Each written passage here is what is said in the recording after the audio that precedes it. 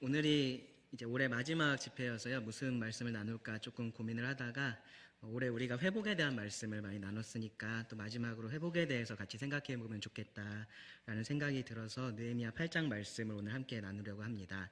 말씀 앞에서라는 제목으로 오늘 말씀을 나누겠습니다. 에스라하고 느헤미야 이 전체를 관통하는 핵심 주제가 바로 회복입니다. 회복. 잘 아시는 것처럼 3차에 걸쳐서 이스라엘 백성들이 바벨론으로 사로잡혀 갔었고요. 그리고 3차에 걸쳐서 다시 약속의 땅으로 귀환을 하게 됩니다. 그러한 과정을 기록한 것이 바로 에스라하고 느헤미야인데요. 이제 에스라 말씀은 성전을 회복하는 것이 주된 내용이고, 그리고 느헤미야는 성벽을 회복하는 것이 주된 내용으로 그렇게 다뤄지고 있는 것을 볼 수 있습니다. 귀환한 백성들에게 있어서 이 성전하고 성벽이라는 것이 굉장히 중요한 거였습니다. 그러니까 그것이 단순히 건물을 짓는 것, 그러니까 모여서 예배드릴 수 있는 장소를 만들어야 되고, 또 외세의 공격에서 안전할 수 있는 성을 만들어야 되고, 그것 이상의 의미가 있었습니다. 성전은 여러분들이 잘 아실 거예요. 이 성전은요, 하나님께서 특별한 임재를 나타내셨던 그러한 장소였고요. 그곳에서 자기 백성을 만나셨습니다. 그렇기 때문에 모든 영적인 활동의 중심지가 되었던 곳이 성전이었습니다. 그런데 이스라엘 백성들이 그들의 하나님을 배반하고 떠나기 시작했을 때요, 그들이 이 성전이 아닌 다른 곳에서 예배를 하기 시작을 했었고요. 그러면서 결국은 다른 신을 예배했었던 역사를 볼 수 있습니다. 그러면서 이 성전을 제대로 관리조차 하지 않아요. 그래서 성전이 이제 점점점 이렇게 훼손되어 가는 모습을 우리가 볼 수가 있고요. 심지어는 이 하나님의 성전에 우상을 위한 제단까지 들어가는 것을 볼 수 있습니다. 그렇게 되었을 때 결국은 하나님의 영광이 그 성전을 떠났었고요. 그리고 이 성전은요, 하나님이 계시지 않은, 그러니까 하나님의 임재를 찾아볼 수 없는 그러한 장소가 되었었습니다. 그러면서 결국은 이방인들에 의해서 완전히 그 건물까지도 파괴가 되었었습니다. 그렇기 때문에 이 돌아온 백성들은요, 이 성전을 재건하는 것을 우선순위로 삼을 수밖에 없었습니다. 그것이 그냥 건물을 다시 짓는 것의 의미가 아니라요, 그들의 영적인 중심, 그러니까 그들이 다시 하나님께로 돌아왔다라는 것에 대한 상징적인 의미가 거기에 있었기 때문입니다. 성벽을 재건하는 것도 사실은 마찬가지였어요. 우리가 지난 시간에 시편 87편을 함께 살펴봤었는데요. 이 예루살렘은 하나님께서 사랑하셔서 선택하신 도시라고 그렇게 말씀을 드렸습니다. 그래서 다윗의 성이 아니라 하나님의 성으로서 시편 87편에서는 이야기를 합니다. 하나님은 계속해서 그 예루살렘 성을 통해서 그곳에서 자신을 드러내셨습니다. 자기의 영광을 나타내셨고요. 영광을 받으셨습니다. 이 이스라엘 민족들은요, 이 예루살렘 안에서 이 하나님의 보호하심을 받으면서 평안하게 하나님을 섬길 수가 있었습니다. 그런데 이 성벽이 무너져 있으니까 이제 그러한 복을 누릴 수가 없는 그런 상태가 되었었던 거죠. 약속의 땅으로 돌아오기는 했는데 여전히 포로되었을 때와 크게 다르지 않은 그러한 삶을 살아가고 있었던 겁니다. 그래서요, 이 느헤미야의 시작에서 보면요, 느헤미야가 그 소식을 듣는 것으로 시작을 해요. 그 안타까운 소식을 듣는 것으로 시작을 합니다. 느헤미야 1장 3절에 보면은 그들이 내게 이르되 사로잡힘을 면하고 남아있는 자들이 그 지방 거기에서 큰 환난을 당하고 능욕을 받으며 예루살렘 성은 허물어지고 성문들은 불탔다 하는지라. 이 소식을 듣고 그냥 있을 수가 없었던 거죠. 느헤미야가요. 그래서 느헤미야는요, 울면서 금식하면서 기도를 했습니다. 그러고 나서요, 자기가 예루살렘으로 가서 이제 그 성전을 재건해야겠다라고 마음을 굳게 먹는 것을 볼 수 있습니다. 이 성전을 재건하는 일이 건축하는 것 이상의 의미가 그 안에 있었기 때문이에요. 이 언약의 백성, 하나님의 언약의 백성이 이 언약의 땅에서 사는 데 있어서 그것이 필수적이다라고 판단을 했기 때문입니다. 그래서요, 느헤미야는 기도하면서 준비를 하고요, 여러 가지 지혜를 사용을 합니다. 그래서 결국은요, 여러 방해가 있었지만 이 성벽 건축을 52일이라는 아주 짧은 기간에 마무리를 하게 됩니다. 그렇게 이 성전과 성벽을 재건하는 일은 아주 중요한 일이었고요. 이것이 단순히 건축의 문제가 아니라 영적인 문제였기 때문에 이것을 재건이라고 말할 수도 있지만 회복이라고도 말할 수가 있는 겁니다. 성전을 회복하고 성벽을 회복을 한 겁니다. 그런데 그렇게 성전을 회복을 하고 성벽을 회복을 했다고 해서 이 백성들이 아주 자연스럽게 영적으로 회복되는 것은 아니었습니다. 그러니까 성전과 성벽을 다시 재건하고 회복하는 일들이 반드시 그 과정에 있어서 필요한 일이었지만 그것만 있으면 자연스럽게 이스라엘 백성들이 다시금 하나님의 백성으로서 그 땅에서 살아갈 수 있게 되는 것은 아니었다라는 거죠. 2022년 한 해 동안 우리는 이 회복이라는 말을 정말로 많이 썼습니다. 우리가 시작에서부터 지금까지 계속해서 이 회복이라는 말을 사용을 하면서 특별히 이 코로나 이후에 교회가 회복해야 할 것, 세 가지에 대해서 우리가 주보에 보면 항상 그렇게 써놨었는데요. 생각나시나요? 예배가 있었고요. 교제가 있었고 봉사, 섬김이 있었습니다. 이제 그러한 것들을 우리가 다시 회복해야 한다라는 이야기들을 많이 했었습니다. 그것 외에도 사실은 다른 이야기들을 많이 할 수 있지만 그것을 특별히 더 강조했었던 이유는 뭐냐면은 코로나19 때문에 가장 어려웠던 것이 바로 모이는 것이었기 때문이에요. 우리가 모여서 할 수 있는 것들이 많은 제한을 받았었기 때문에 그러한 부분들이 많이 우리 안에서 무너져 있었고 그것을 다시 회복하는 것이 필요하다라고 생각을 해서 그렇게 했었던 겁니다. 사실 그래서 우리가 많은 부분에 있어서 회복을 했고요. 안타깝게도 아직도 이 코로나19가 끝은 나지 않았어요. 그렇죠? 그래서 종종 우리가 어떤 일 하다 보면 또 그 행사 끝나고 나서 다들 막 이렇게 코로나 걸리기도 하고 뭐 그런 일들 여전히 겪고는 있습니다. 근데 그래도 어쨌든 교회가 점점점 원래의 모습대로 회복을 해 가고 있습니다. 원래 사역대로 회복해 가고 있는 중입니다. 그런데요, 이 이스라엘 백성들이 성전과 성벽을 재건했다고 해서 저절로 영적으로도 회복되는 것이 아니었었던 것처럼 우리도 사실은 마찬가지입니다. 우리도 그냥 어쨌든 모이기만 하면 저절로 다 회복이 되고 그런 것은 아닙니다. 외형적인 회복이라는 것은 금방 눈에 띄기 때문에 이제 그런 것들을 우리가 중요하게 생각할 수도 있지만 이제 그것이 전부는 아닌 거죠. 진짜로 중요한 것은 내적인 회복입니다. 그러면은 어떻게 우리가 내적으로 회복을 할 수 있느냐 좀 생각을 해봐야 되는데요. 이 이스라엘 백성들을 생각해 보면은요, 이 성전을 재건하고 성벽을 재건하는 그러한 활동들을 통해서도요, 어느 정도의 내적인 회복은 경험을 했을 거다라고 우리가 생각을 할 수 있습니다. 이스라엘의 이 민족적인 회복에 대한 말씀이 이렇게 실제적으로 이루어지고 있구나라는 것을 그들이 경험을 하면서 힘을 얻었을 거고요. 그리고 또 그렇게 하시는 하나님을 신뢰할 수 있는 근거들이 그것이 되었을 겁니다. 그들이 함께 모여서 서로 격려를 하고 또 외부에 그런 방해가 많이 있었지만 그것들을 다 이겨내고 우리가 이 건축을 완성했다라는 그런 사실을 통해서도 그들은 많은 영적인 힘을 얻었을 거고 또 도전을 받았을 겁니다. 뭐 어쩌면요, 이제 그렇게 모든 것들이 끝났을 때 스스로는 이제 우리 충분히 회복한 것 같아 라고 그렇게 생각을 했을지도 모릅니다. 그런데요, 그렇게 어떠한 일을 통해서 회복을 하는 것은 언제나 분명한 한계라는 것이 있습니다. 왜 그러냐면요, 그 일을 하는 과정에 있어서는 뭔가 이렇게 전진되어 가는 것 같고 회복이 되어 가는 것 같지만 그것이 끝나고 나면은 금세 원래 자리로 돌아가기가 쉽기 때문에 그렇습니다. 그래서 그렇게 하지 않으려고 교회들이 이제 어떻게 하냐면은 다른 일을 계속해서 하는 거죠. 교회를 건축하고 나서 또 교육관을 건축하고 체육관을 건축하고 이제 그러한 일들을 계속해서 하기도 합니다. 어떠한 프로그램을 교회 안에 도입해서 일을 하기도 하고요.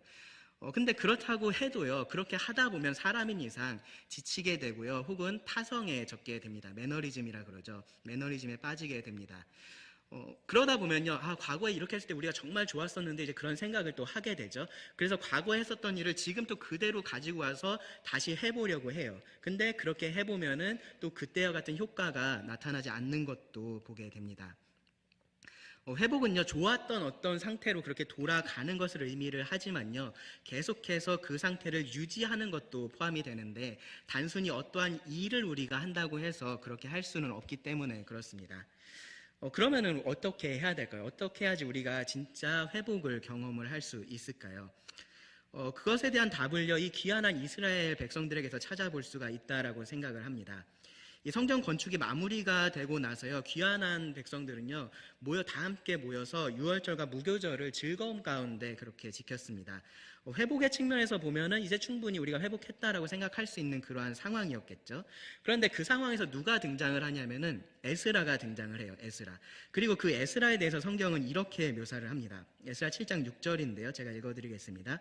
이 에스라가 바벨론에서 올라왔으니 그는 이스라엘의 하나님 여호와께서 주신 모세의 율법에 익숙한 학자로서 이것이 에스라에게 있어서 가장 중요한 부분입니다. 뭐 에스라가 다른 여러 가지 것들이 있습니다. 에스라는 제사장이기도 했었어요. 그런데 그것보다 가장 중요한 것은 뭐냐면은 이 에스라가 이스라엘의 하나님 여호와께서 주신 모세의 율법에 익숙한 학자였다라는 겁니다. 제사장이면서 이 율법에 익숙한 학자, 그러니까 율법에 아주 능숙한 그런 사람이었다라는 겁니다. 율법을 잘 아는 사람이었다라는 거죠. 뭐 그 당시에 그렇게 율법을 잘 아는 사람들이 많이 있었겠지만 에스라는 그 중에서도 가장 두드러지는 최고의 학자였다라고 그렇게 말을 할 수 있습니다. 그런 에스라가 성전이 건축되고 나서 등장한 이후에요. 이렇게 묘사가 되어 있고요. 그리고 에스라의 결심을 성경이 기록을 하고 있는데요. 세 가지 결심을 합니다.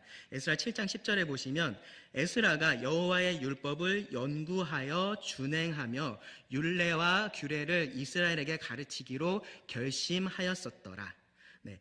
에스라는요, 이미 율법에 익숙한, 능숙한 그러한 학자였지만 계속해서 율법을 연구하기로 결심을 했었고요. 단순히 지식적으로만 자기 머리를 채우는 것이 아니라 계속해서 그 말씀에 순종하기로, 지켜가기로, 준행하기로 결심을 했다라고 말을 합니다. 그렇게 자기만 그렇게 하는 것이 아니라요, 그 말씀을 백성들에게 또 가르치기로 결심을 했다라고 말을 합니다. 마찬가지의 일들을 바랬던 거죠. 그렇죠? 이 백성들이 하나님의 말씀을 배우고 그들이 그 말씀을 준행하면서 따르기를 바라는 마음에서 그렇게 결심을 했었을 겁니다.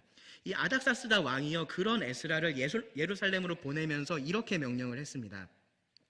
마찬가지로 에스라 7장 25절을 보시면요, 에스라여, 너는 너의 손에 있는 너의 하나님의 지혜를 따라 너의 하나님의 율법을 아는 자를 법관과 재판관을 삼아 강 건너편 모든 백성을 재판하게 하고 그중 알지 못하는 자는 너희가 가르치라. 무슨 얘기를 하고 있는 거냐면요, 이 하나님의 율법, 네가 가장 잘 아는 그 하나님의 율법을 지금 귀환한 저 백성들의 삶의 기준으로 만들어 주어라 라고 그렇게 말을 하는 겁니다. 그런 사람들을 세워서 백성들을 재판할 수 있게 하고, 혹시 말씀을 잘 모르면 네가 그들을 가르쳐서 그렇게 할 수 있게 하라라고 하는 거죠. 왜 그러냐면 하나님의 백성은요, 하나님의 말씀에 따라서 살아야 하기 때문에 그렇습니다. 하나님의 말씀을 그들 삶의 기준에 가장 중요한 것에 두고 살아야 하기 때문에 그런 겁니다. 그래서 그 일을 가장 잘할 수 있는 사람이 바로 에스라였던 거예요. 왜냐하면 그가 하나님의 말씀에 가장 능숙했었던 그러한 사람이었기 때문입니다. 애굽에서 이스라엘 백성들이 나왔었죠. 그렇죠? 그런데 그들에게서 애굽이 나와야 했었습니다. 그들에게 물들어 있었던 그 애굽의 삶의 방식, 그들의 애굽의 사고 방식, 그런 것들이 그들에게서 빠져나오는 과정이 필요했었습니다. 마찬가지로요, 바벨론 포로에서 돌아온 이 사람들도요, 그러한 과정이 필요했었던 거예요. 그들은 그 바벨론에서의 포로 생활을 하는 기간 동안에 그 바벨론의 풍습에 물들어 있었던 겁니다. 그들의 기준에 물들어 있었던 겁니다. 그것을 빼내는, 바벨론을 빼내는 과정이 필요했습니다. 그들은요, 단순히 돌아온 바벨론의 포로로서 그곳에 살아야 되는 것이 아니고요, 이제는 다시 하나님의 백성으로서 살아야 했던 겁니다. 그것이 진짜 회복인 거예요. 바벨론의 포로가 와서 그 땅에 와서 성전을 건축하고 성벽을 건축하고 거기서 사는 것이 아니라 하나님의 백성이 다시 하나님께서 약속하신 그 땅에서 살아가는 것, 하나님의 뜻에 따라서 살아가는 것, 그것이 진정한 회복이었었던 겁니다. 그리고 그것이 어떻게 가능해집니까? 하나님의 말씀으로 가능해진다라는 겁니다. 스스로 이것은 내가 버려야지, 이것은 내가 계속 가지고 있어야겠어 라고 분별하고 판단하는 것이 아니라요, 하나님의 말씀에 따라서 무엇을 내가 더 채워야 하는지, 무엇을 버려야 하는지를 분별을 해야 했다라는 거죠. 하나님의 말씀으로 회복하는 것이 가장 중요합니다. 회복을 원하는 우리도 사실 마찬가지입니다. 우리가 다시 모여서 예배를 드리고 교제를 다시 시작할 수 있는 것 너무나 귀하고 감사한 일입니다. 성도들의 은사에 따라서 다시금 이 교회 안에서 우리가 모여서 섬길 수 있다는 것도 너무나 귀한 일입니다. 그런데 그런 일을 할 수 있게 되었다거나 그런 일을 하게 되었다라고 해서 이 회복이라는 것이 끝난 것은 아니다라는 겁니다. 외적으로 이제는요, 이전과 비슷한 모습이 되었다 라고 해서요, 내적으로의 회복이 끝난 것은 아니다라는 겁니다. 말씀으로 우리가 회복을 해야 됩니다. 이 말씀 앞에서 우리가 어떤 사람인지 우리를 다시 돌아봐야 되는 거고요. 이 말씀 앞에서 우리가 지금 어떠한 공동체가 되어 있는지, 어떠한 교회가 되어 있는지를 점검을 해봐야 되는 겁니다. 말씀으로 회복을 해야 합니다. 하나님께서 말씀을 통해서 버리라고 하시는 것들을 우리가 버릴 수 있어야 되고요. 채우라고 하시는 것들을 채울 수가 있어야 됩니다. 그것이 우리가 바라는 회복의 모습이 되어야 됩니다. 그러기 위해서요, 이 필요한 것들이 있습니다. 느헤미야 8장을 보면은 이제 그것을 볼 수 있는데요. 뭐냐 하면은 말씀이 필요하고요. 그 말씀에 대한 올바른 태도가 필요합니다. 지금부터 이 말씀을 좀 나눌 텐데요. 느헤미야 8장을 펴고 계시면 1절을 같이 보시기 바랍니다. 1절을 보시면 이스라엘 자손이 자기들의 성읍에 거주하였더니 7째 달에 이르러 모든 백성이 일제히 수문 앞 광장에 모여 학사 에스라에게 여호와께서 이스라엘에게 명령하신 모세의 율법책을 가져오기를 청하매. 여기서 에스라가 학사가 됐어요. 그렇죠? 박사 정도 돼야 될 것 같은데 학사라고 표현이 되어 있습니다. 사실 앞에서 학자라고 말했었던 것하고 사실은 같은 단어입니다. 신약에서는 주로 서기관으로 번역이 된 그러한 단어입니다. 백성들이요, 여기 보시면요, 백성들이 에스라에게 여호와께서 이스라엘에게 명령하신 모세의 율법책을 가져오기를 청했다라고 말을 합니다. 이들은요, 율법책이 무엇인지 정확히 알고 있었던 거예요. 이 율법책이라는 것은 바로 그들의 하나님 여호와께서 그들에게 주신 명령들, 말씀들이라는 것을 이들이 알고 있었습니다. 그래서 이들은 율법책을 필요로 했었던 거죠. 그리고 여기 8절 말씀을 보시면 에스라는요, 그 율법책을 그 백성들 앞에서 낭독 읽어 주었고요. 그리고 그 뜻도 해석해 준 것을 우리가 알 수 있습니다. 이것이 이제 회복을 위해서 말씀이 필요하다, 우리가 말씀 앞에 서야 한다라는 말의 의미가 됩니다. 당시에는요, 모든 사람이 율법책을 가지고 있지 않았어요. 지금 우리는 사실 이 성경책이 넘쳐나는 그런 세상에 살고 있지만 이때만 해도 그러지 않았습니다. 그렇기 때문에 이 백성들은 이 에스라에게, 서기관인 에스라에게 율법책을 가져오기를 청했었던 거죠. 그런데 이제 율법책만 가지고 있으면 되느냐? 그게 아닌 거죠. 그래서 그것을 읽어달라고 이야기를 했었던 거고요. 그리고 더 중요한 것은 그것을 바르게 해석을 했었던 겁니다. 즉 말씀의 의미를 제대로 알기 위해서 이들이 노력을 했다라는 겁니다. 그러니까 하나님께서 아무 의미 없이 주신 책이 아니기 때문에 그래요. 이 말씀의 의미를 제대로 아는 것이 곧 말씀을 가지고 있다, 우리가 그 말씀 앞에 바로 서 있다라는 말의 의미입니다. 말씀드렸던 것처럼요, 이 하나님의 말씀인 성경이 지금은 정말로 넘쳐나는 세대에 우리가 살고 있습니다. 여러분 집에 가시면 성경책 몇 권씩 있으신가요? 저만 해도 한 3-4권 있는 것 같아요. 옛날에 읽었던 것도 이제 버리지 못하고 낡은 것도 계속 이제 보관하고 있어서 그런데 정말로 여러 권이 있습니다. 또 성경책만 있는 게 아니라 뭐 스마트폰이나 여러분 인터넷 가시면 얼마든지 성경을 읽을 수 있는 그러한 시대입니다. 여러분 옆에도 이렇게 봐보세요. 예배당에 굴러다니는 성경책 몇 권씩 있을 겁니다. 그렇게 우리가 성경이 많이 있다라고 해서 내가 말씀을 가지고 있다라는 의미가 되지는 않는다라는 거예요. 먼저는 우리가 어떻게 해야 되냐면 그 말씀을 읽어야 되는 거죠. 말씀을 읽어야 되는 거고요. 그리고 그 말씀을 바르게 해석을 해야 합니다. 꼭 누가 나한테 해석을 해줘야 한다는 의미는 아닙니다. 다만 내 마음대로 해석하지 않고 이 문맥에 따라서 하나님께서 의도하신 그 의미를 내가 알기 위해서 노력을 해야 한다라는 겁니다. 여기 이 백성들처럼 에스라 같이 이렇게 말씀에 익숙한 학자들에게서 도움을 받을 수도 있겠죠. 뭐 오늘날 같으면은 그렇게 도움이 되는 책들도 많고요. 강의도 많고 설교들도 많이 있습니다. 얼마든지 우리는요, 우리를 회복시키는 그런 말씀을 가질 수 있는 그런 환경에 살고 있다라는 겁니다. 누구를 꼭 이렇게 이스라엘 백성들처럼 찾아가서 저한테 말씀 좀 읽어주세요, 뭐 어떻게 해주세요, 그렇게 부탁하는 그런 시대에 우리가 살고 있지 않습니다. 그러니까요, 우리가 노력해야 할 부분은 뭐냐 하면요, 우리 주변에 있는 이 말씀을 정말로 내가 가지기 위해서 노력을 해야 한다라는 겁니다. 어떤 식으로든 그 말씀에 더 가까이 가기 위한 노력이 필요합니다. 일주일에 한 번이라도 설교를 통해서 말씀을 듣는 것 정말로 중요한 일인데요. 그것으로 충분하다라고 생각하면 안 된다라는 겁니다. 조금이라도 더 말씀을 내가 가지려고 노력을 해야 되고요. 이 말씀 앞에 나를 더 세우려고 해야 되고, 그리고 그 말씀에 나를 비춰보려는 노력을 계속해서 해야 됩니다. 그렇게 하기 위해서 여기 이스라엘 백성들을 보면요, 굉장히 적극적으로 그렇게 했었던 것을 볼 수 있고요, 또 자발적으로 그렇게 한 것을 볼 수 있습니다. 1절의 표현을 보세요. 여기 표현을 보시면은 에스라가 백성들을 다 불러 모아가지고 막 싫어 죽겠는데 앉혀놓고서 말씀 들어, 그렇게 하고 있나요? 그렇게 하지 않습니다. 그렇죠? 오히려 이 에스라에게 이 백성들이 이렇게 해달라고 요청을 하고 있습니다.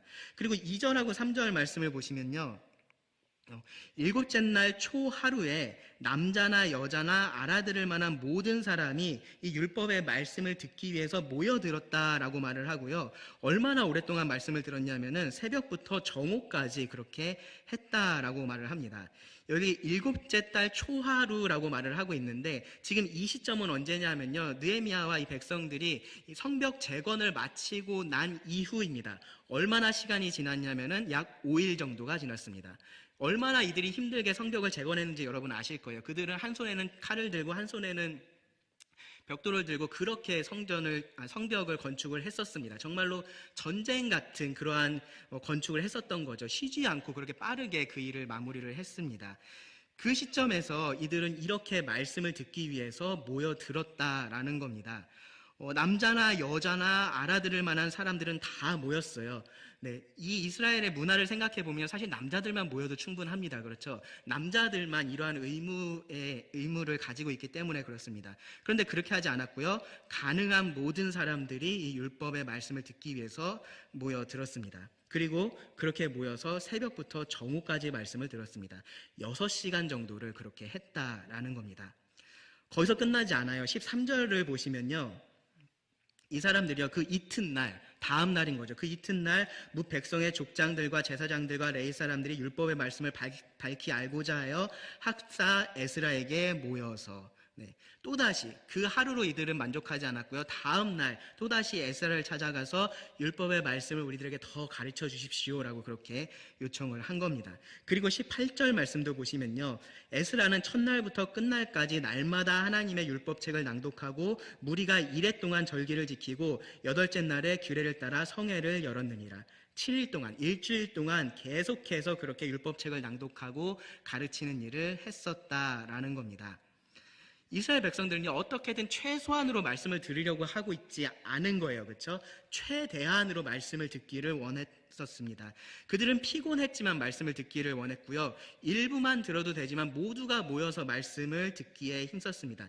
짧게 들을 수도 있는데 긴 시간을 말씀 듣는데 사용을 했습니다. 한 번만 그렇게 하지 않았고요. 계속해서 그렇게 했습니다. 정말로 적극적으로 자발적으로 말씀을 가까이 했었던 겁니다. 어떻게든 그들이 하나님의 말씀 앞으로 계속해서 나아왔었던 겁니다. 우리가요, 정말로 참된 회복을 원한다면요, 이렇게 말씀 앞으로 나와야 되는 겁니다. 이렇게 말씀 앞에 우리가 서려는 노력이 필요한 겁니다. 그냥 성경책만 많이 가지고 있으면 되는 게 아니에요. 성경책이 그냥 가까이에 있기만 하면 되는 것이 아닙니다. 그냥 정해진 만큼 매일 조금씩 어떻게든 읽어가기만 하면 되는 것이 아니다라는 겁니다. 더 많이, 더 자주 말씀 앞에 서야 된다라는 겁니다. 이스라엘 백성들은요, 에스라에게 그렇게 청해서 할 수밖에 없었지만 우리는 어떻습니까? 우리는 정말로 훨씬 더 좋은 환경 속에서 살아가고 있습니다. 훨씬 더 좋은 환경 속에서 훨씬 더 많은 자원을 가지고 있습니다. 이 말씀을 가까이 할 수 있는 기회가 우리들에게는 너무나 많이 열려 있습니다. 더 많이 말씀 앞으로 나올 수 있고요. 또 그렇게 해야 되는 겁니다. 그렇게 말씀 앞에 우리를 계속해서 세워야 되고요. 그리고 그렇게 하면서 우리는 올바른 태도를 가져야 됩니다. 올바른 태도라는 게 무릎을 꿇고 말씀을 들어야 된다거나 그런 얘기를 하는 게 아니라요. 이 말씀에 대한 올바른 태도가 우리들에게 필요하다라는 거죠. 여기 말씀에 보면요, 몇 가지를 우리가 찾아볼 수 있는데요.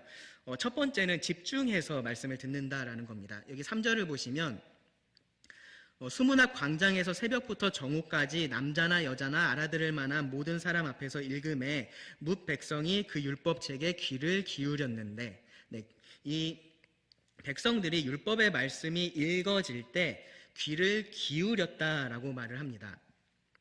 집중했다라는 거죠. 집중했다. 어떤 일에 이렇게 온전히 집중하기가 쉽지 않은 세상에 우리가 살고 있는 것 같아요. 저 예전에 이렇게 찬양 같은 거 들으면 막 테이프가 늘어지도록 들어서 가사 처음부터 끝까지 다 외우고 그랬었는데 지금은 그렇게 안 하는 찬양들이 없습니다. 이 찬양을 제가 집중해서 듣지를 않는 거예요. 그냥 딴 일 하면서 잠깐 틀어놓고 그렇지. 우리가 그런 세상에 살고 있어요. 아마 많은 그 기여를 하는 것이 이 언제나 연결되어 있는 우리의 스마트폰, 그것이 아마 큰 기여를 하고 있을 겁니다. TV를 봐도 그렇죠.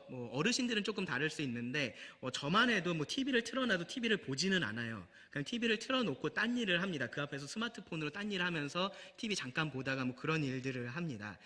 그렇게 하지 않으면 뭔가 좀 허전하기도 하고요. 뭔가 시간 낭비하는 것 같은 그런 느낌이 들기도 해요. 우리가 그런 세상에 살고 있습니다. 계속해서 우리들에게 뭔가 알림이 오고요. 이런 것 저런 것을 하라라고 누군가가 이야기를 합니다. 다른 것에 대해서는 우리가 그렇게 방해를 받을 수도 있을 겁니다. 그런데 이 하나님의 말씀에 대해서는 우리가 그렇게 하지 말아야 됩니다. 물론 설거지를 하면서 청소를 하면서 운동을 하면서 설교를 듣거나 말씀을 듣거나 그런 것들 충분히 할 수 있습니다. 그렇게 하면서 조금이라도 더 우리가 말씀을 대하는 것이 필요하기도 합니다. 그런데 온전히 이 말씀에 집중할 수 있는 시간들이 우리들에게 필요하다라는 거예요. 마치 사랑하는 사람과 일상을 우리가 같이 한다라고 해도 때로는 따로 두 사람이 시간을 가지는 것이 필요한 것처럼 우리가 하나님과 우리의 관계에 있어서도 그러한 것이 필요합니다. 그런 면에서 이 다른 방해가 될 만한 것들을 좀 치워놓고 일정 시간 동안 성경을 읽거나 말씀을 듣거나 하는 것이 우리들에게 필요합니다. 개인적으로도 그런 시간을 자주 가져야 되고요. 매일 그렇게 할 수 있으면 좋겠지만 최대한 자주 그렇게 가져야 되고요. 또 교회에 나와서 이렇게 말씀을 듣는 이 시간도 여러분 소중하게 여기셔야 됩니다. 이렇게 정말로 통제된 환경 안에서 말씀을 듣는 것, 우리에게 이러한 기회들이 사실 그렇게 많지 않습니다. 지금도 유튜브 라이브로 저희가 이 말씀도 중계를 하고 있고 예배를 중계를 하고 있지만 이것을 우리가 최선이라고 생각해서 그렇게 하고 있는 건 아닌 거예요. 이것은 차선으로서 제공되고 있는 겁니다. 이건 차선이지 대체하기 위해서 제공되고 있는 것은 아닙니다. 교회에 오기 어려운 상황이라면 그렇게라도 예배하시고 말씀을 들으시라라고 그런 의미에서 제공을 하고 있는 거지 그것으로 교회에 오는 것을 대체할 수 있다라는 의미로 그렇게 하고 있는 것은 아닙니다. 물론 교회에 와서 예배 드리면 자동으로 집중하게 되는 것도 아니에요. 그렇긴 하지만 최소한 그럴 수 있는 요소들을 우리가 줄일 수는 있죠. 그래도 이 시간 동안에는 조금 더 집중해서 말씀을 들을 수가 있습니다. 하나님께서 말씀하실 때 우리는 집중해서 귀를 기울여야 됩니다. 그 순간에 정말로 이 하나님보다 중요한 것이 없다라는 것을 알아야 되고요. 그 모든 말씀에 집중할 수 있어야 됩니다. 그리고 이것이 자연스럽게 둘째 태도로 이어지는데요. 뭐냐 하면은 존중입니다. 존중. 5절 말씀을 보시면 이렇게 말씀을 합니다. 에스라가 모든 백성 위에 서서 그들 목전에 책을 펴니 책을 펼 때에 모든 백성이 일어서니라. 네, 책을 폈다라고 그렇게 표현이 되어 있기는 한데 이 두루마리를 펼치는 그러한 모습이었을 거예요. 이렇게 둘둘 말려 있는 것을 이렇게 펼쳤을 겁니다. 에스라가 그렇게 했을 때요. 백성들이 어떻게 했냐면은 일어났습니다. 왜 일어났을까요? 존중의 표시인 거죠. 존중의 표시로서 일어난 겁니다. 우리가 어떤 행사 같은 거 할 때, 이렇게 공식적인 행사 같은 거 할 때, 그 행사의 주인공이나 혹은 이렇게 중요한 사람이 들어오면은 일어나서 맞이를 하잖아요. 이렇게 박수도 치기도 하고 그렇게 하는데, 이제 그러한 모습으로서 이 백성들이 하나님의 말씀이 펴질 때 반응을 했었던 겁니다. 당연히 에스라가 대단한 학자니까 지금부터 이 대단한 학자가 무언가 우리들에게 가르침을 주려고 하는구나 그런 생각에서 그렇게 했었던 것이 아니에요. 그들이 그렇게 했었던 이유는 이 에스라가 펼친 그 책이 하나님의 말씀이었기 때문인 겁니다. 그가 지금부터 읽고서 해석해 줄 그 글이요 하나님께서 그 백성에게 주신 명령을 기록한 글이었기 때문입니다. 그 하나님에 대한 존중의 마음이 지금 이 말씀이 펼쳐질 때 일어나는 것으로서 드러났었던 거죠. 6절은요 그 이어지는 상황을 또 이렇게 기록을 합니다. 에스라가 위대하신 하나님 여호와를 송축하며 모든 백성이 손을 들고 아멘 아멘 하고 응답하고 몸을 굽혀 얼굴을 땅에 대고 여호와께 경배하니라. 에스라는요 이 책을 펴고서 바로 그것을 읽은 게 아니라요 위대하신 하나님을 먼저 송축을 했습니다. 예배를 한 거죠. 찬양을 한 겁니다. 하나님의 어떠하심과 그 행하신 일들을 언급하면서 하나님을 높였을 거고요. 백성들은 그것에 대해서 아멘으로 화답을 했습니다. 그 하나님에 대한 경외, 이 위대하신 하나님에 대한 경외가 그분의 말씀에 대한 존중으로서 그대로 이어졌었던 겁니다. 그리고 그 존중의 표시로 이들이 그 책이 펼쳐졌을 때 일어섰던 거죠. 우리 교회는 그렇게 하지 않아요. 그렇죠? 앞에서 누가 말씀 읽는다고 이렇게 일어서지는 않습니다. 그런데 여러분 다른 교회들 가보시면 많은 교회들에서 사실 이렇게 합니다. 앞에서 말씀을 읽을 때 다들 자리에서 일어나서 그들의 이 말씀에 대한 존중을 표시를 합니다. 이것이 그냥 형식적인 것처럼 보일 수도 있고요. 그리고 실제로 그렇게 많이 되기도 하는데요. 근데 그 안에 있는 이 말씀에 대한 태도에 대해서는 우리가 좀 주목할 필요가 있고 우리가 그것을 가지려고 노력할 필요가 있습니다. 꼭 자리에서 일어나지 않더라도 우리가 이 하나님 말씀에 대한 존중의 마음을 가지고 있어야 한다라는 거죠. 하나님이 존중받아 마땅하신 분이시고 그분의 말씀도 그렇기 때문에 그렇습니다. 가끔씩 여러분 그런 느낌들 받아보시는지 모르겠는데 누구한테 말을 했는데 귓등으로도 듣는 것 같지 않은 그런 느낌이 들 때가 있습니다.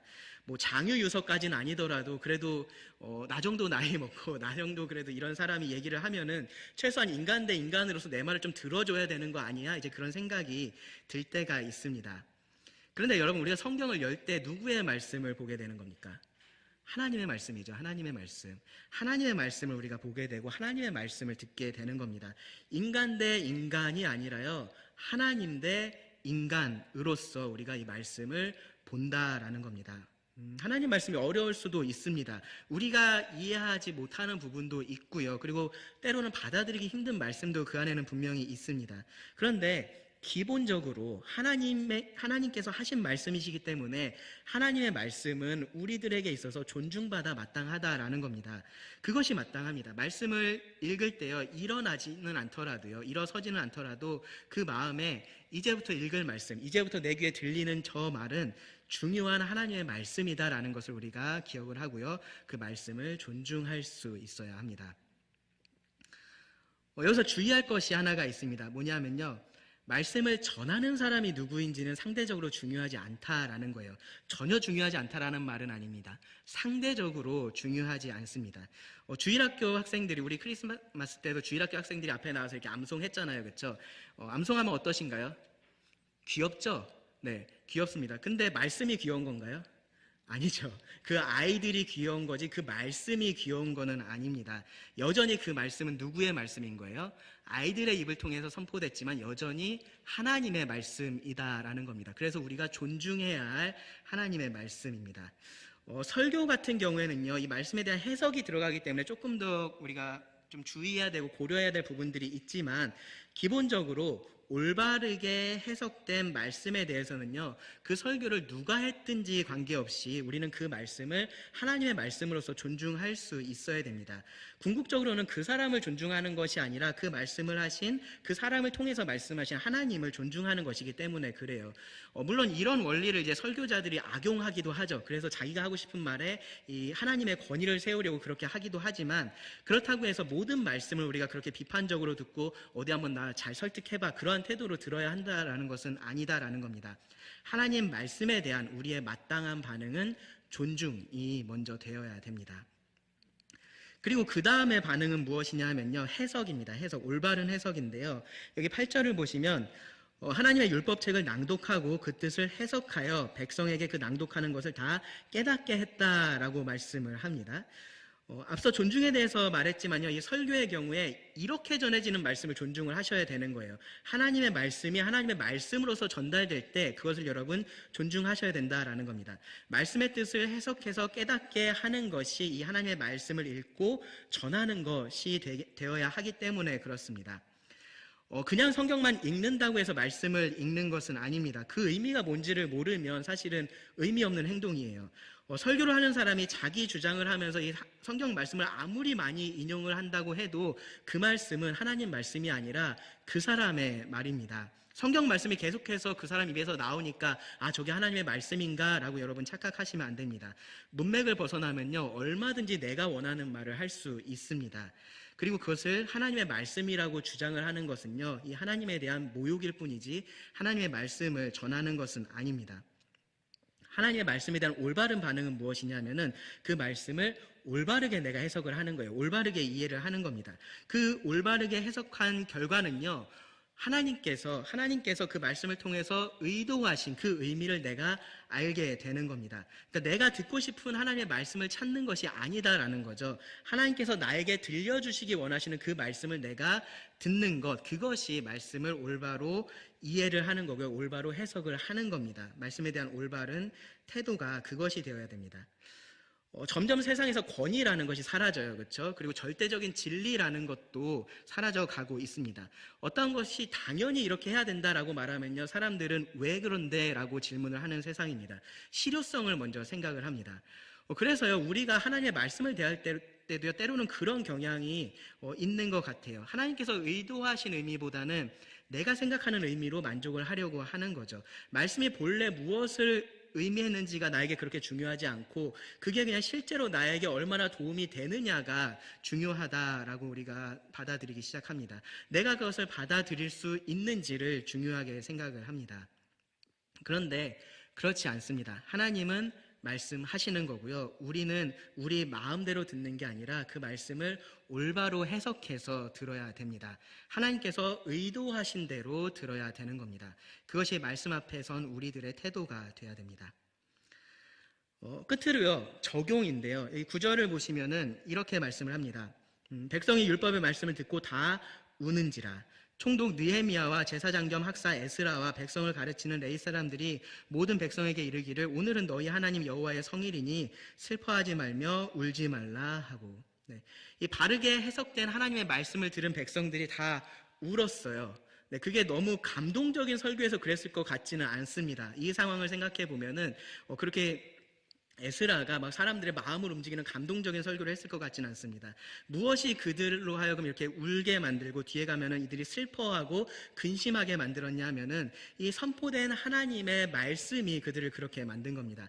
이 하나님의 말씀이 남의 말씀이 아니라 나의 말씀으로 그들에게 다가갔기 때문입니다. 그 말씀 앞에서 다른 사람을 비춰본 것이 아니라 나를 거기에 비춰봤기 때문에 이들이 이러한 반응을 하게 된 겁니다. 왜 자신들이 이러한 포로 생활을 하게 됐었는지, 어떻게 다시 이곳에 돌아오게 되었는지를 이 말씀을 통해서 그들이 분명하게 알게 되었을 때 그들의 죄 때문에 울고 슬퍼하고 이들은 근심하게 됐었습니다. 말씀을 적용을 한 겁니다.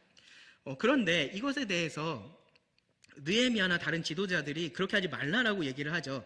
이어지는 10절 말씀도 보시면 느헤미야가 이렇게 말을 합니다. 느헤미야가 또 그들에게 이르기를, 너희는 가서 살찐 것을 먹고 단 것을 마시되 준비하지 못한 자에게는 나누어 주라. 이날은 우리 주의 성일이니 근심하지 말라. 여호와로 인하여 기뻐하는 것이 너희의 힘이니라 하고. 백성들의 반응이 잘못됐었던 걸까요? 이 하나님의 말씀에 비추어서 그들이 범죄했다라는 것을 깨닫고 우는 것이 잘못됐을까요? 그렇지는 않습니다. 말씀에 대한 즉각적인 반응으로서 이 죄에 대해서 슬퍼하는 것은 올바른 반응이에요. 그런데 이 지도자들이 문제 삼고 있는 것은 무엇이냐면은 거기에 계속해서 머물러 있게 되는 것을 지금 우려를 하고 있는 겁니다. 죄에 대해서 통회하는 마음이라는 것은 반드시 필요한 것이지만, 우리가 말씀을 대할 때 그것이 반드시 필요한 것이지만, 그런데 그것이 우리의 마지막 반응이 되어서는 안 된다라는 거죠. 하나님의 거룩하신 말씀을 올바로 해석하고 그 앞에 서게 되면요, 죄인인 우리들은요 슬퍼할 수밖에 없어요. 나의 죄가 낱낱이 그 앞에서 드러나기 때문에 그렇습니다. 그 죄를 대할 때 하나님께서 그 죄로 인해서 나를 책망하실 때 우리는 통회하는 것이 맞습니다. 슬퍼하고 근심해야 됩니다. 울어야 되는 거죠. 그런데 그렇게 우리를 죄책감으로 사로잡기 위해서 하나님께서 말씀을 주신 것은 아니다라는 겁니다. 우리를 그렇게 죄책감으로 올감해서 우리로 하여금 하나님을 섬기게 하시려고 그렇게 하신 것은 아니다라는 겁니다. 하나님은요, 우리가 죄책감에서 하나님을 섬기기를 원하지 않으세요. 그래서요, 죄로 인해서 슬퍼할지라도요, 최종적으로는 어디를 가야 되는 거냐면은 하나님을 바라보는 대로 가야 되는 겁니다. 하나님을 바라보고 기쁨으로 하나님을 예배하는 대로 가야 되는 겁니다. 그것이 말씀에 대한 올바른 반응인 거죠. 하나님의 백성이 무엇을 할 수 있는 힘은요, 죄책감에서 오는 것이 아니라 여기 느헤미야의 말처럼 모든 죄를 용서하시고 해결하시는, 그럼에도 불구하고 우리를 받아주시는 그 하나님으로 인해서 기뻐하는 데서 오기 때문에 그렇습니다. 이것을 기억하고 말씀을 나에게 적용하는 것, 그것이 마지막으로 이 말씀에 대해서 우리가 가져야 할 올바른 태도입니다. 주님이 허락하시면요, 우리가 이제 이 2022년을 마무리를 하고요, 또 다른 한 해를 시작을 하게 될 겁니다. 우리가 다음에 모일 때는요, 2023년 1월 1일이 되어 있을 겁니다. 올해는 우리가 이 회복을 강조를 했었지만 내년에는 또 다른 무엇을 강조하게 되겠죠. 제가 이 시간에 말씀을 드리면 다음 주일 말씀에 대한 스포일러가 되기 때문에 말씀을 드리지 않겠습니다. 기대를 하고 와주시기 바랍니다. 그런데 우리가 기억을 해야 될 것이 하나가 있습니다. 뭐냐면요. 사실 우리의 회복이라는 것이 끝이 없다라는 거예요. 회복은 본래의 상태로 돌아가는 거잖아요. 그렇죠? 본래에 좋았던 그 모습으로 돌아가는 것을 회복이라고 말을 합니다. 근데 우리가 돌아가야 할 본래의 상태가 코로나 이전일까요? 그렇지 않죠. 우리가 돌아가야 할 본래의 상태는요, 코로나 이전이 아니라 우리가 타락하기 이전입니다. 우리가 죄로 인해서 타락하기 이전의 모습으로 돌아가야 됩니다. 그것이 우리가 바라야 할 궁극적인 회복입니다. 우리는 그렇기 때문에요, 계속해서 회복을 해야 되고요, 말씀으로 그렇게 해야 됩니다. 이스라엘이요, 그들의 삶에서 바벨론을 빼내고 하나님의 백성으로서 합당하게 그렇게 살아야 했었던 것처럼요, 우리도요, 우리의 삶에서 이 세상의 죄악을 계속해서 빼내는 일을 해야 되고요, 그리고 하나님 나라의 백성으로서 합당하게 이 땅에서 살아야 됩니다. 그리고 그 기준은요, 오직 하나님께서 우리들에게 주신 이 말씀에서 찾을 수가 있습니다. 그래서 우리가 말씀을 집중해서 들어야 됩니다. 집중해서 읽어야 됩니다. 이 말씀을 우리가 존중하는 태도를 가져야 됩니다. 또 말씀을 바르게 해석을 해야 되고요. 그리고 나에게 확실하게 적용을 해야 됩니다. 그것이 우리가 계속해서 이 회복을 향해서 나아가는 길이 될 겁니다. 어떤 분들은요, 올 한 해를 정말로 그렇게 열심히 회복해 가면서 살아오셨을 것 같아요. 그러시다면요, 멈추지 마시고요, 내년에도 계속해서 그 길을 걸어가시기 바랍니다. 혹시 올 한 해가 지금까지 그렇게 하지 못하셨다면요, 내년까지 기다리지 마시고요, 당장의 지금이라도 이 말씀을 통해서 회복하는 노력을 시작을 하시기 바랍니다. 여러분, 이 말씀의 홍수 가운데 우리는 살고 있어요. 근데 이 말씀의 홍수 가운데서 기름방울처럼 떠다니면서 그렇게 살지 마시기 바랍니다. 그 이 말씀의 바닥 가운데 여러분 뛰어드시기 바랍니다. 보다 적극적으로 자발적으로 말씀 앞으로 계속해서 나아가시고요. 그리고 그 말씀 앞에서 여러분 살아가시기 바랍니다. 그렇게 할 때 우리가 최종적인 회복에 조금이라도 더 가까이 가게 될 겁니다. 기도하고 말씀 마치겠습니다. 하나님께서 우리를 지켜주셔서 감사합니다. 참 많은 어려움들이 있었지만 우리 교회가 또 바로 설 수 있도록 또 회복할 수 있는 은혜를 주심에 감사를 드립니다. 하나님, 우리가 여전히 계속해서 회복해야 함을 잊지 않기를 원합니다. 무엇보다 하나님께서 주신 말씀 앞에서 말씀에 따라서 회복하여 가기를 원합니다. 우리가 하나님께서 주시는 그 말씀에 더 귀를 기울이게 하시고 또 존중하게 하시기를 원합니다. 말씀을 바로 해석할 수 있는 또 지혜를 주시고 또 적용하며 살아갈 수 있는 용기를 또 우리 삶 가운데 허락하여 주시기를 원합니다. 그렇게 하나님을 기뻐하며 살아갈 수 있는 그런 은혜를 우리 모두 가운데 허락하여 주시기를 간절히 구합니다. 들은 모든 말씀을 주님께 의지하며 예수님의 이름으로 기도드립니다. 아멘.